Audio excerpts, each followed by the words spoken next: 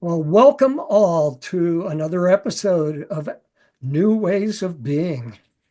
And today I'm very pleased to have Reverend Deborah Moldow with me. And we're going to talk about the subject of how we can change the world by raising our consciousness. That's a big subject. And um, it's interesting, though, that Deborah, or would you prefer Reverend? Deborah is fine. Whichever, um, has some very broad and interesting and applicable background to this topic. So let me begin by telling you a bit about her, and then we'll ask her to say what she's been doing related to this, and then we're going to dive right into the conversation. But Reverend Deborah Moldow is an ordained interfaith minister committed to assisting in the transformation of human consciousness to a culture of peace through her ministry, international peace work, interfaith efforts, speaking, and writing. And she is the founder of the Garden of Light, a platform for the emerging global spirituality. And she is the director of the Evolutionary Leaders, a project of the Source of Synergy Foundation, which brings together visionaries committed to the acceleration of the consciousness, or excuse me, the conscious evolution of humanity in these critical times. And that's what this conversation is all about. But she also served for more than 20 years as the representative to the United Nations of Peace, May Peace Prevail on Earth International, and has traveled the globe for peace. She leads a spirit salon at her home in San Miguel de Allende, Mexico. So very impressive. And Deborah, I learned about you from a book that I had purchased. I don't know, maybe it was a year or two ago now, I forget, but called Our Moment of Choice. And Deborah was one of the editors on that. So, and it's a very impressive book. I think it's very needed in our time. Uh, but I'll let you speak up now, Deborah. Welcome, and tell us a little bit about yourself and what you're doing right now. Thank you very much, Ray. I'm really delighted to be here with you because I can see that our thinking and our visions for the future are very much in alignment. So my life story is quite a trajectory. I started as a child actress Oh, wow. and then went into musical theater after college, and and I had a kind of a midlife crisis, as one will. And I heard in meditation a voice that said to me, "Be a minister." And that was like the furthest thing from my mind, even Wow. though I had a background from the various things I'd been involved in a number of different religions. And I found an interfaith seminary that honored all of the religions, founded by the remarkable Rabbi Joseph Gelberman, with a Swami and a minister and a priest. Hmm. And that was the new seminary. So that was really when my life began to shift. And it began to shift from being about me to being in service. Mhm. And this is huge. I think when you truly find your purpose, that's one of the things that happens. Yes. You move into this entirely different mindset of how can I serve? So that's where my title of Reverend comes from. And but that has always kind of taken a back seat to the other work that I've been doing in the world. And it was a great privilege to be at the United Nations representing the prayer, "May peace prevail on earth," which is so universal that people of all faiths could say it. And it was very interesting being in the community of non-governmental organizations at the United Nations, particularly through the 90s when there was a lot of opening for us to engage with the ambassadors, with the agencies. Mm-hmm. And particularly my work was involved with promoting the UN International Day of Peace every year on September 21st. And now it's out there, which is good because what happens at the United Nations tends not to get outside the door. People just really don't know what it does and even what it stands for.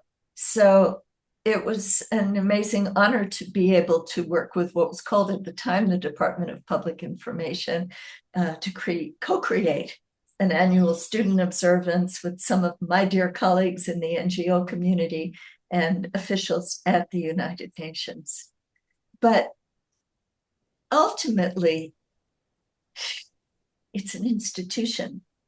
And my sense is that every institution made by humans on the planet right now are at the end of their paradigm and need radical transformation. And by radical, I don't mean like crazy out there. I mean from the roots up, reimagining. And so I felt I needed to move on from that work. And around that same time that I was feeling that, my dear friend Diane Williams had founded the Source of Synergy Foundation. And our flagship project became the Evolutionary Leaders Circle. Ah, how long ago was that when that founded?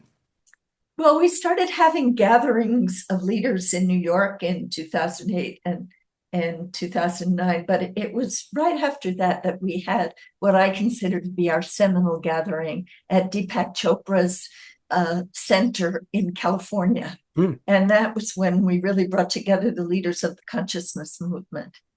And because Deepak was inviting them, everybody said yes. And we had an amazing group of people, including Barbara Marx Hubbard and Jean Houston and Greg Braden and on and on. Yes, and a long list. Yes, well, there were 35 of us, but they all wanted to meet again. So that was really how the Evolutionary Leaders Circle began to become a community rather than just a retreat once a year. And we've been having people nominate others from within over those years. And now from the original 35, there are now 300 members of the Evolutionary Leaders Circle. Wow. Well, that's good. And people can find out who they are at evolutionaryleaders.net. So it's been very, very exciting and interesting to watch our own evolution. And we're in a different phase now. In the beginning, so many of them were really well-known authors and teachers. But as the group expanded, it took on more and more people who are less known, but who are out there doing so many things. And a few years ago, we started having synergy circles so that they could get together according to interest areas to try to increase their impact in the world. And the book that you mentioned, Our Moment of Choice, which came out in 2020, that features 43 members of the Evolutionary Leaders Circle in very short, but some of them amazing chapters offering their views in different areas of what's happening in the world and how we can address it. But the entire community is dedicated to advancing the conscious evolution of humanity. Well, that's fantastic. And that's good to hear. It's the reason that I created a new podcast called New Ways of Being was to focus on that. And when I did it, I really wasn't quite sure how that might evolve, and it's evolving in interesting ways. But when you look around, it's hard to sense that there's much awareness of this whole topic about raising our consciousness or the evolution of consciousness. But to hear that there's such a sizable group that are pretty committed to that is a good thing. And do you think they're gaining traction? Well, I think whether you see it or not depends on where you're looking, Hmm. because I actually think that human consciousness is evolving in very powerful ways. Hmm. And when I founded the Garden of Light, which is a really tiny little nonprofit, that was in 2015, and that was meant to be an online platform for the emerging global spirituality. And at that moment, it seemed like it was really rapidly accelerating. Hmm. And at the website of gardenoflight.org, I had put principles that were not common when I was growing up, that everybody I know ascribes to now. So there's so many ways in which our consciousness has evolved. And what I believe is happening right now is, for want of a better word, backlash. So in my experience, whenever you bring in a lot of light, it kicks up the darkness. Right. The analogy people use is when you turn on the light in the basement, dark basement, and there's all kinds of scurrying and whatnot, that you didn't even know was there. So I feel like we're seeing the old ways trying to dig in. And in my opinion, they can't win, but they can make it harder. Yes. Yes. And you said something a bit earlier about the all of the systems or organizations or structures that we have in the world, which are all founded on this consciousness that is ego-based and based on the belief in separation, uh, and out of that comes a lot of fear. So it's based really in fear as well.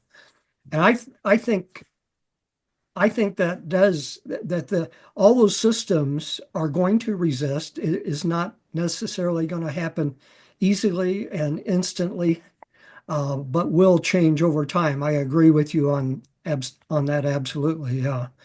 Um, I don't think that they were all founded out of ego and fear. I mean, just using the United Nations as an example, although there was a fear-based reality that followed the Second World War with very good reason, since there was so much suffering. But the charter expresses the ideals of humanity, to come together at a common table and have a place to work out conflicts so that they don't become violent. mhm. So many times institutions are founded out of noble principles, but then it's the human consciousness that runs them. Like, for instance, religion. Every religion has beautiful, noble principles and great wisdom to offer. At least that has been my experience as an interfaith minister, that they are all shining their light on the truth in different ways, and many times quite beautiful ways. But as soon as religions become organizations, Mhm. then they're run by human beings. Right. So there are a lot of problems in the world that are because of different religious sects that are in conflict with one another, et cetera, et cetera. And of course, there is the broken heart of the world in the Middle East, where it's just so tragic that they can't seem to stop killing each other. Right. And when the religions involved are all based in the highest aspirations for every human being. Yes. So let me ask a question real quickly about United Nations. Um, my impression would be that you're absolutely right. There was a lot of um, love involved in the organization, and I'm not, I'm not involved in the United Nations. It's very hard to, from where I sit, to see is is it doing, any of those things still right now, or Oh, is yes. Yes, it is very much doing those things right now because the agencies of the United Nations are they are each designed to deliver some kind of good to the populations that need it the most. So, in that sense, the wheels turn in very positive ways. The problem with the United Nations is that its foundation is as a club of governments, yeah, and the ambassadors come to represent their country's interests. right, And that's where it gets involved with what you were talking about, fear-based actions and individual egos. But in this sense, it's their countries, hmm, right? So um, they they have to do what the ambassadors have to do what their governments ask them to do. right, They don't have the freedom to say, well, I would really like to end world hunger, but my government says we don't have any money to put in the fund, right, so I have to vote against it, that kind of thing. So I saw so many people come to work at the United Nations with great ideals of being in service to humanity and then get ground down by right. the bureaucracy there. And I think that's typical of many large organizations on the planet right now, that they've gotten stuck in their own expansion and systems that were set up to serve that are no longer serving in the Yes. highest way that they could. So give me your insights in. You do have some unique insights that most people I talk to don't have from your United Nations experience in particular, and from your Energy Circle experience. Uh, is I guess my view has been that, this is going to be a one person at a time awakening out of their own desire, uh, choo- you know, choosing higher consciousness, be slowly becoming more aware, and that it could be a slow process. Now, I do sense from a lot of people I talk to that there is an acceleration occurring. So, what's your kind of overall assessment of that?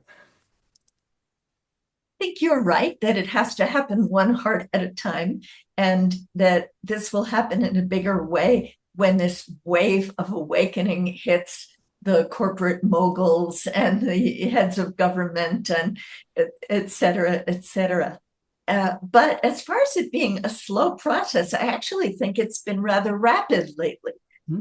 The Dalai Lama always tells us that we don't look in long enough time spans Right, at our civilization, that right, the Tibetans look at cycles of 10,000 years. And, we want it all to happen tomorrow. right. But I do see this, this rise in consciousness that is happening across the board. And this actually was the point of the Garden of Light, which, let me tell you, I wish I had more time to devote to. These days, as director of the Evolutionary Leaders Circle, that's pretty much all I can handle right now because we're so big.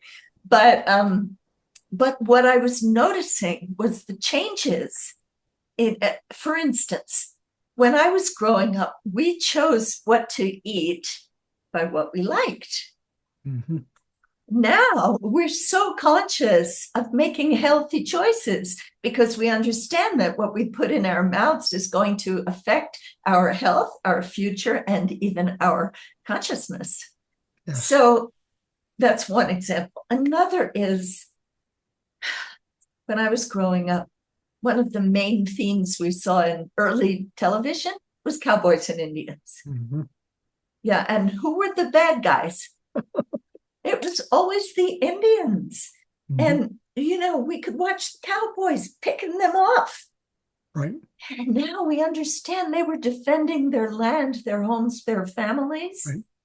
And we are starting to look to indigenous wisdom to teach us how to get back in touch with living with nature, because we're part of nature. And we've lost that. We build boxes to keep nature out. That's right. And then we live in those boxes and we work in those boxes and we never put our feet on the earth. So we're developing now an appreciation of not only the Native American cultures of our lands, but indigenous cultures around the world that have so much to teach us. So those are just two examples of where I think consciousness is already on the rise. Yeah. How many people do you know who take yoga or Tai Chi or or acupuncture? These were foreign concepts. Right. And those are good examples, because that's where and how it begins of our conscious choice making. As we elevate our level of conscious choice making, hopefully that keeps growing and expanding. And I think the bottom line is to see ourselves as citizens of the planet. So that doesn't mean that we're not citizens of our country. And it doesn't mean that we don't have a religion or other groups that we're affiliated with. But the bigger picture is that we are one species on this beautiful planet we were gifted with, that we're in the process of, just polluting and destroying all the natural systems that give us life. And this is not an issue that's limited to any one country, although, of course, there are some countries that can have more influence than other countries because they have more wealth.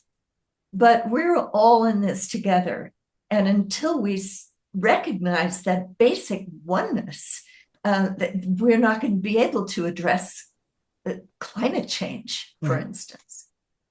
So that's to me, that's a big point, that the oneness that I'm sure you and I believe and see for whatever reasons, but we see it very clearly, is not, it's not, in a large universally accepted. That's right. That's the word I'm looking for. It's not universal. It's that's a fairly limited thing still at this point in time. Now I know it's slowly expanding, but so what would be your opinion of what are the kinds of things that we can do to help that particular aspect of our consciousness to see that we are all one?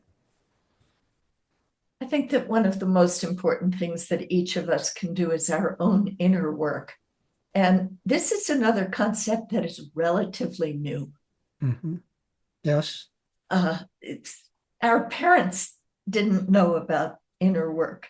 Right. They didn't know that the answer to any of their relationship issues was forgiveness.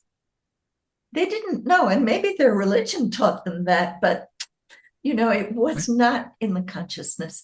And as we start to release the old patterns of abuse and exclusion, then each of us starts to move toward that beautiful state where we look at another human being, and instead of seeing behavior patterns that we judge, we see a person who needs care and blessing and acceptance so that they can become their greatest expression. Yes. As I see us, we are all expressions of the divine. I do too. And when we see that in one another, that completely changes. It moves us from the transactional to a whole different mindset about other people. And I think once we make that shift, then we're open to seeing the whole world as our human family. Yes. Plus So, the natural world as our family. um, so we can individually, or like you and I can talk to people that we are interacting with, or who are in our circle of friends, or wider reach, um, and talk about those kinds of things. Is there anything more that we can do? Well, at the Source of Synergy Foundation, of course, we believe that the more we work in synergy with other people, the more impact we're going to be able to have. So it is important to find one another and come together in groups and address the issues that draw you to serve, whether it's in your own community or in the larger world. Mhm. There's plenty of room for service That's in the right. world.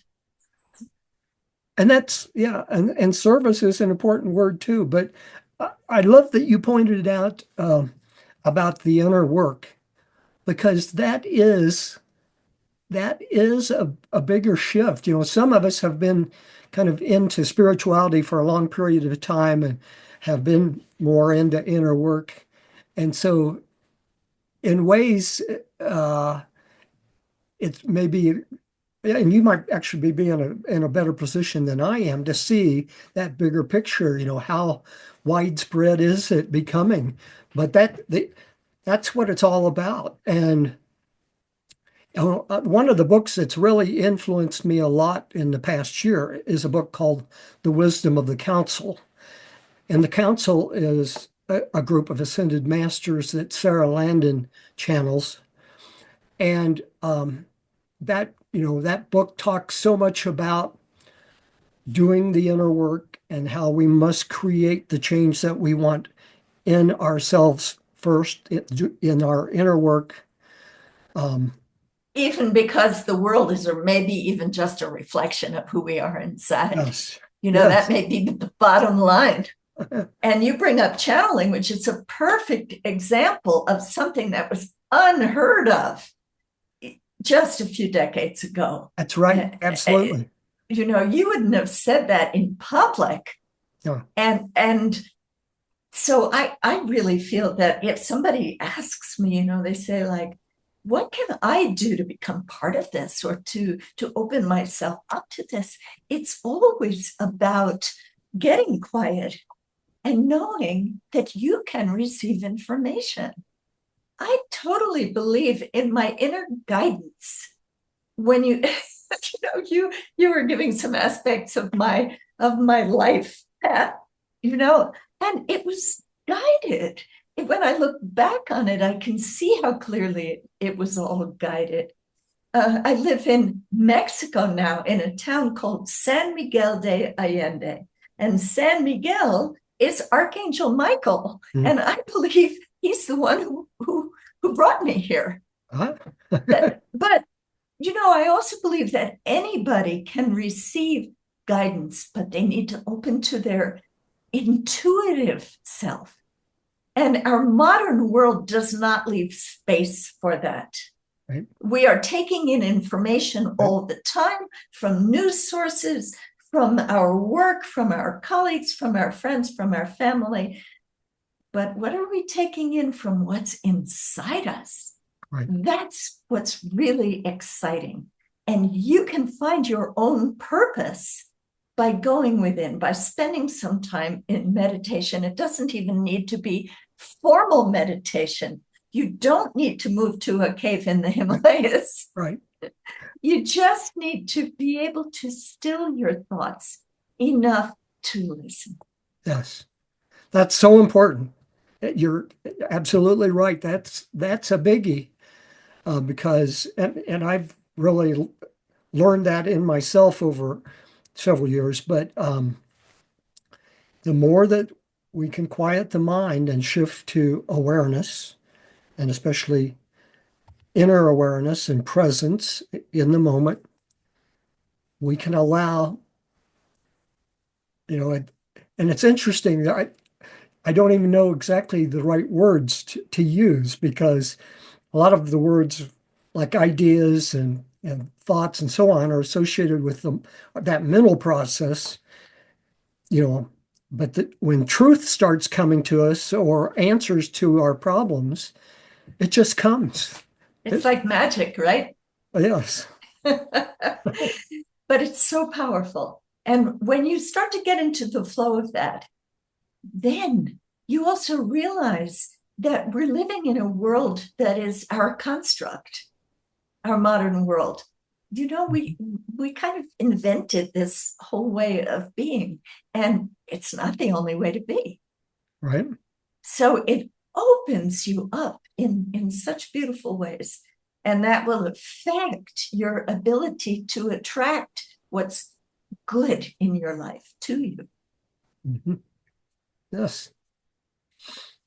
Well, that's what we've been talking about here are just really basic, important kinds of ideas that need to be talked about, you know, in a broader spectrum of people, because we learn these things. We learn about the power of inner insight and all of that when we do it.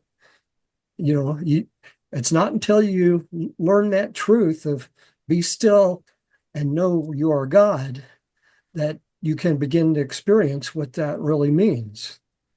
And so, And that takes yes. you from a feeling of individual powerlessness to an expanded sense of what it means to be in a human incarnation.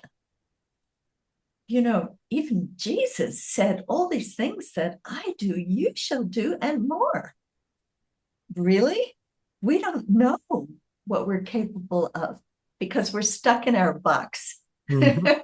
Right? So Right. once we let go of the walls around our thinking and our experiencing, then we are open to such a wider reality. And I think it's clear, even from modern science, that the universe is way more vast than we can even imagine.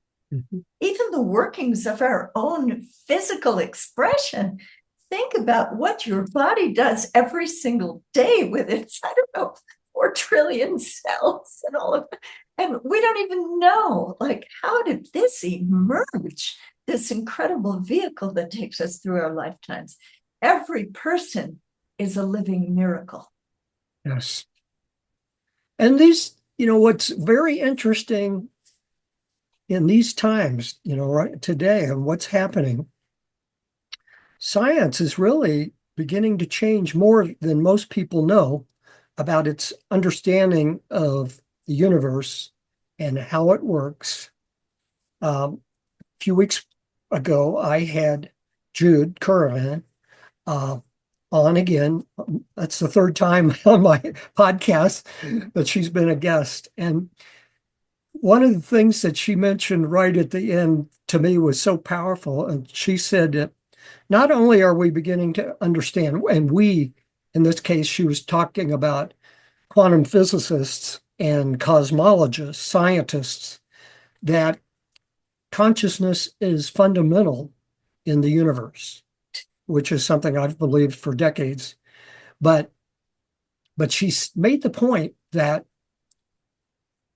the universe in its intelligence is purposefully evolving.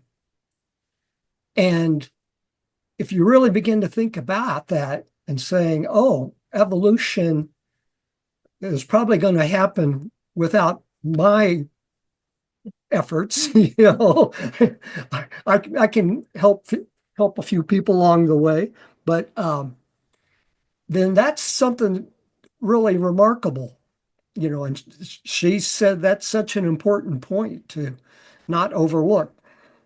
she's such a great example of the members of our evolutionary leaders circle, because she is an extremely educated cosmologist. She knows so much about science as well as history and astronomy, and she's an amazing polymath, but she's also really good at communicating these ideas.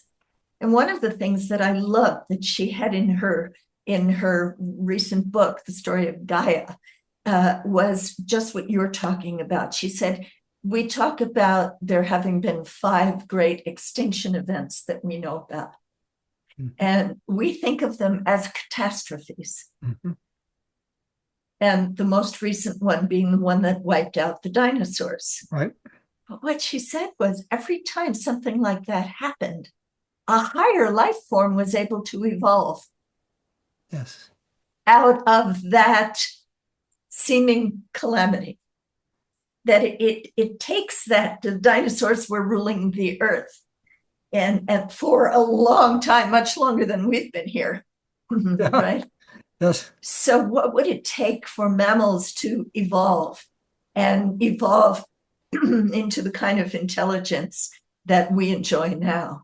Well, apparently the earth needed to shake off the dinosaurs. So the question is, does the earth need to shake us off? And that's a very serious question. But I think the answer depends on how rapidly we can evolve our consciousness. Yes. And I agree with that.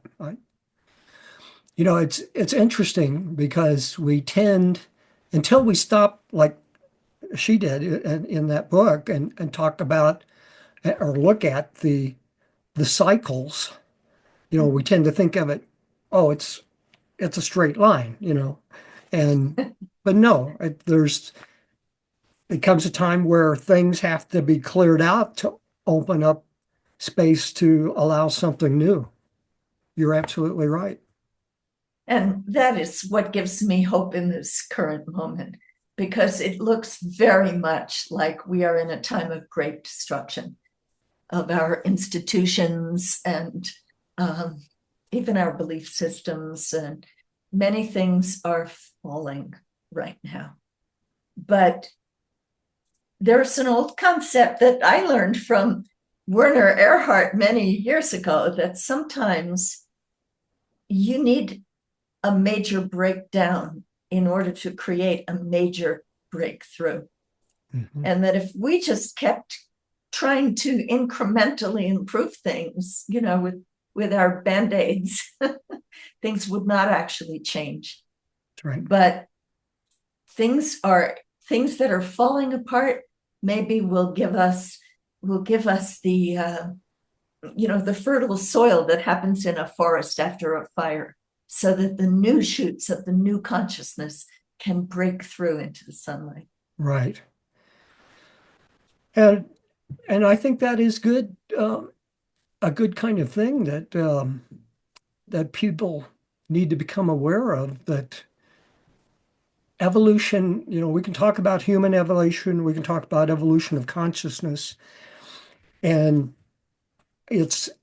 evolution's never what we might describe as easy. There are cycles to it. There's death and birth, and that has to happen. And so, one of the things that it's easy to focus on right now is how the world situation is such that, particularly this situation that's always in the news, because it's very negative. It's very easy to see it in a light that, how are we ever going to get past this? It's really terrible what's going on in the world. But so it's good to have that perspective to say, well, things, will evolve. Gaia will evolve as a whole. And she's on our side. Yes, that's right. And so she loves all her children. But I think the more that, my reaction is, the more that we step into our own evolution and do the growth work, which is all based on inner work, as you said, uh, that's good. And, the more that are able to do that, the better. It may contribute um, to that acceleration. Yes. What I think is important about what we're talking about now is that when you are reading or listening to the news, you step back into what people of spirit call the witness and be able to watch what's happening in the world without wringing our hands and letting it drain us emotionally. And I don't mean don't go out there and try and make a difference. If that's your path, then you better do that with all you've got, right? But not from a place of despair. Right. Because that's the trap I see that a lot of people falling into right now who feel powerless in the face of forces that they can't control, that are creating both social and natural disasters. Mm-hmm. And this is not a time when anyone who either identifies as a light worker or would like to let that light fade. We need to hold that hope and that faith that we are on an evolutionary trajectory, as you just said, and that we can't always see it because it's not right in front of our faces. Mm-hmm. But even Dr. Martin Luther King Jr. said the arc of history is long, but it bends toward justice. Well, we need to believe that, and we need to believe that justice and fairness and caring, these are qualities that are at the heart of every human being. And the more that we see that in one another and honor that in one another, no matter what our differences are, the more we are on this path to raising human consciousness across the planet. Yes.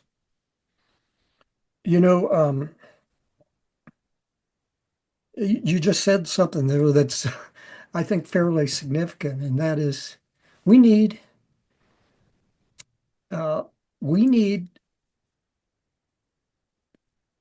to get ourselves to a point where we can always go with the light and raise that to bring that to people's attentions. And also, the other thing is that I think human nature is good. We are divine beings. We may have shut it all out from our consciousness. We may not recognize that. We may not be in touch with our soul, but I I believe completely we are divine beings, and we have it within us to be reminded to seek the good, to know that we are good. And so, perhaps a lot of it is just messages, even, between individuals or like you as a minister, um, to share that and remind people. And Believing in the goodness of humanity is very important. so, check on the time here. And I don't want to be misunderstood as saying that there's anything wrong with falling into despair or anger or grief over what's happening in the world. We need to honor our human emotions. These are real. And in my experience, if you're willing to give yourself to that emotion, it will work its way through you. And then you can go back to carrying the light. But if you try to suppress it, just pretend everything's going to be fine, well, that's not going to work. Right? You're absolutely right. And so to honor uh, the struggles that we go through and the emotions that we have Right. is important. It's necessary. if we just block it off, that's not a good thing. Not healthy. Right. Yeah, and that's another thing that we've learned. That's part of our conscious evolution, is that now we know that we need to deal with these things. If you sweep them under the rug, they go on for generations. You pass them down to your children and your grandchildren, right? Right. Whereas if you can work it out and come from a place of really honoring the person or people that are perceived to have harmed you, then you can actually heal things for generations back. Mm-hmm. So this is all this important work that started in the last century, the century we grew up in the 20th century, where we learned that addiction doesn't have to take over your life. No matter how many generations it's been prevalent in your family, you can stop it right now. Is it easy? No. Mm-hmm. No. And maybe it's part of the work that you came into incarnation to do. Yeah. But I'm it's sorry, go ahead. healing. But it's healing. And we have learned that we can heal ourselves and one another. And that is another aspect of our evolving consciousness. And maybe together we can heal our world. Yes. Yes, Jude Curvin said the same thing about how important it is to do the healing. And one of the things that popped into my mind is that one of the things that I've worked on even in the past year is judgment. When we come out of this belief in separation and being in ego, or basically dominated by the mind, we're really programmed to be very judgmental, and it takes some getting to a point where you look at yourself and say, "Oh, I was just being judgmental, and I didn't even think about it," and how built up that is and pervasive it is in the whole human world. And if we want to end judgment in ourselves, it takes a lot of work on our own consciousness to do that. That's what I'm learning. No, that's a very big one that you're talking about. And I don't think we can ever get rid of it, but we need to do what you do, which is recognize it, that it's about us. It's not about the person we're judging, right? So when you hear yourself making a judgment, even in your thoughts, that's the moment when you can bless that person.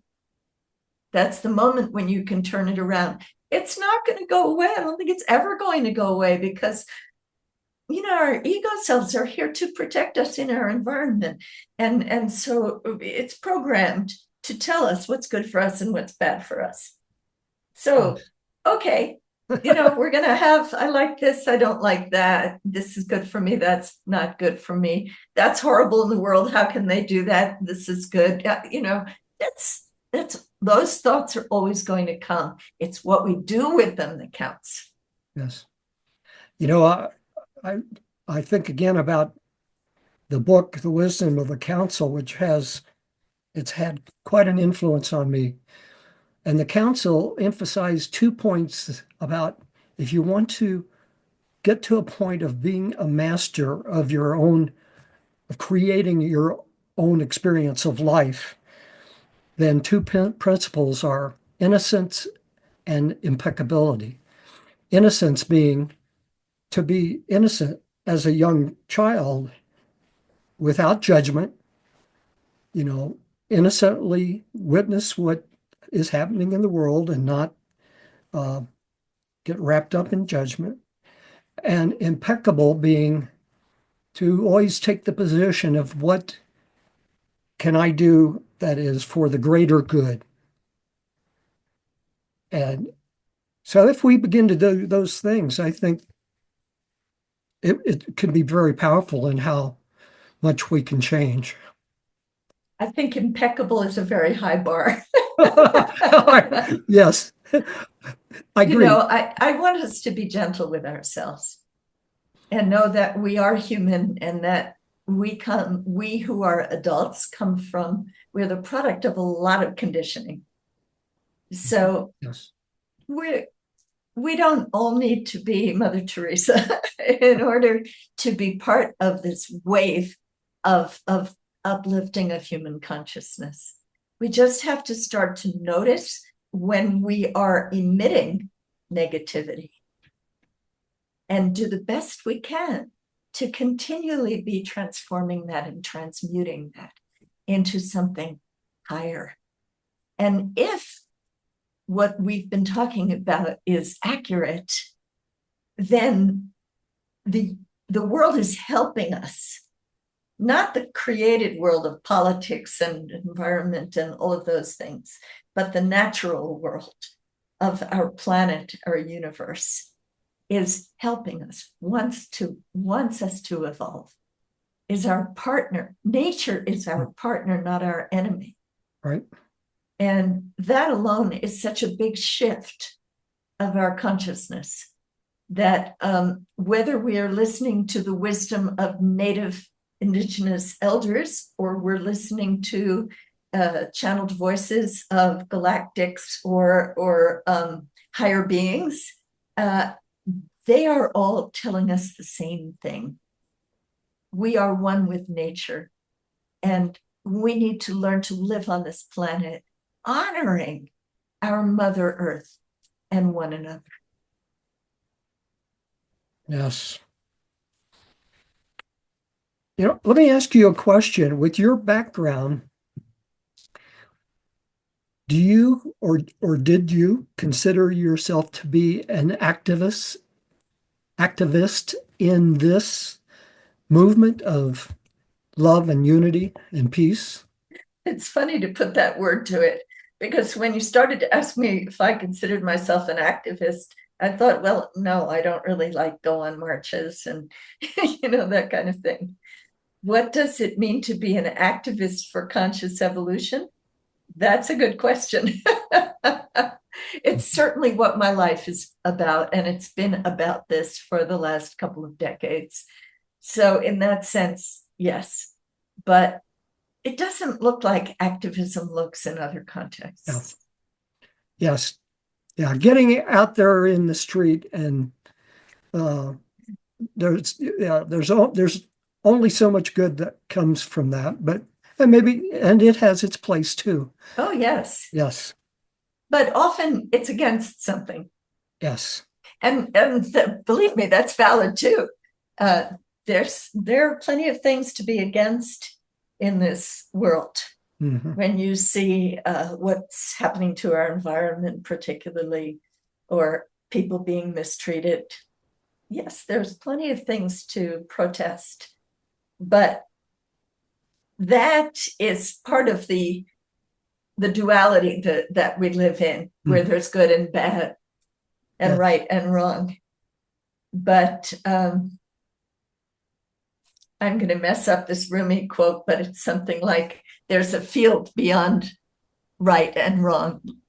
Meet me there. I think I know what you're talking about, but well, that's so, this has been a good kind of a conversation for me. And what I find is that women often have, more nurturing, feminine energy approach that is good. As men have been conditioned in particular, but so it's always good to hear the perspectives of people who are active in the spiritual world and in this movement of promoting unity and peace and conscious evolution. It's also important for men to understand that feminine energy is not weak. It's not what? Weak. Oh, it's not weak. Oh, yes. That until we balance our masculine and feminine energies, we are not whole.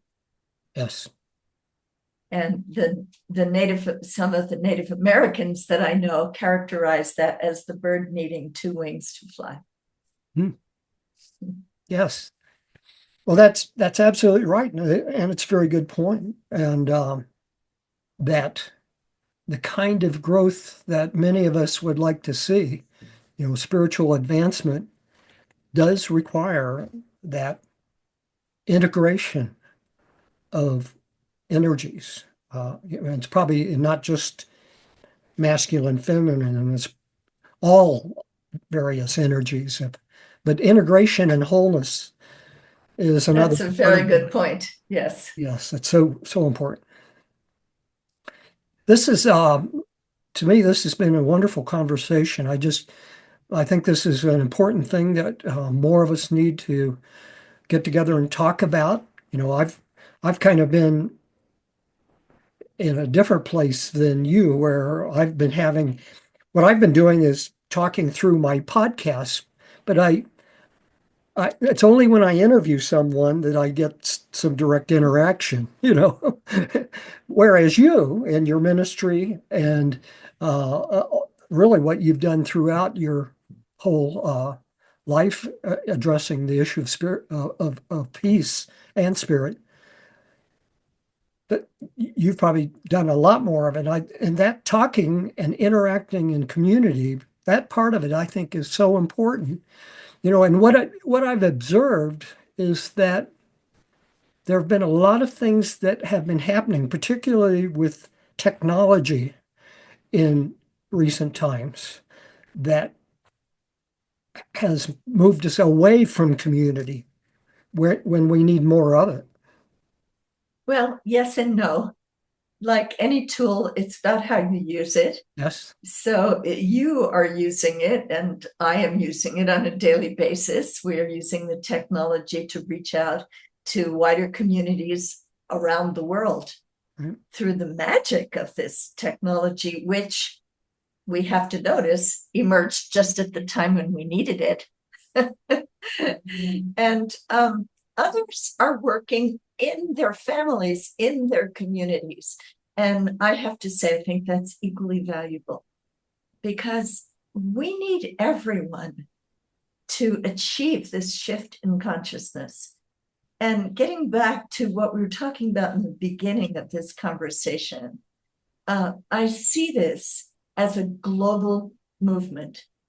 And I believe that there will come a time when the leap in consciousness is so clear that it will no longer seem to be under something happening under the surface that not everybody notices, that Yeah. it will break through and the light will begin to shine brighter across our entire globe. And we're not there yet. We're in this, Greg Braden, who's another one of our evolutionary leaders, he always talks about the big cycles of time. Mm-hmm. And that we're at the threshold of a new 26,000 year cycle.